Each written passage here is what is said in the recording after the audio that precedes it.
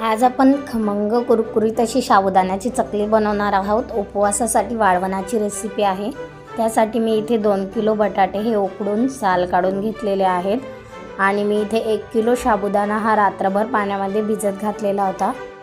तुम्ही इथे बघू शकता साबुदाणा हा छान फुललेला आहे एकदम। आता हा मोकळा करून घ्यायचा आहे आपल्याला हातानेच अशा प्रकारे। त्यानंतर त्यामध्ये चवीनुसार मीठ घालायचं आहे। त्यानंतर लाल तिखट घालायचं आहे। मी इथे 1 मोठा चमचा लाल तिखट घालत आहे। खूप जास्त तिखट घातल्यामुळे खाताना ठसका लागतो, त्यामुळे तुम्ही प्रमाणशीरच तिखट घालायचं आहे। त्यानंतर बटाटे जे आहेत ते हाताने व्यवस्थित मॅश करून घ्यायचे आहेत। त्यामध्ये एक सुद्धा गुठळी राहिली नाही पाहिजे।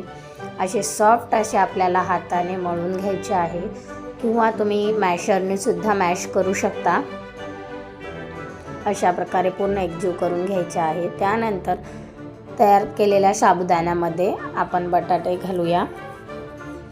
आता हे सर्व आपण हातानेच एकत्र छान मळून घ्यायचं आहे, एकजीव करून घ्यायचा आहे।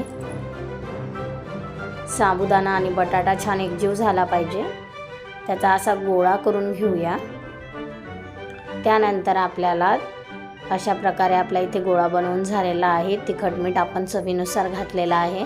आता याचा आपण चकल्या पाडून घेणार आहोत। मेन कापडावर उन्हामध्ये आपल्याला चकल्या पाडायच्या आहे आणि पूर्ण 1 दिवस वाळत घालायच्या आहेत। तुम्ही इथे बघू शकता मी अशा प्रकारे चकल्या पाडून घेतलेल्या आहेत। व्यवस्थित गोलाकार नाही आल्या तरी चालतील, पण अशा प्रकारे तुम्ही चकल्या पाडून घ्यायच्या आहेत। मेन कापडावर मी इथे वाळत घातलेल्या आहेत। आता ही चकली पूर्णपणे वाळलेली आहे, मी तुम्हाला दाखवते। बघू शकता तुम्ही इथे छान कडक उन्हामध्ये आपली ही चकली वाळलेली आहे। हा वाळल्यावर तुम्ही छान कुरकुरीत तेलामध्ये तळून घेऊ शकता। खायला एकदम खमंग अशा लागतात, टेस्टला खूप छान लागतात। लहान मुलेही आवडीने खातात।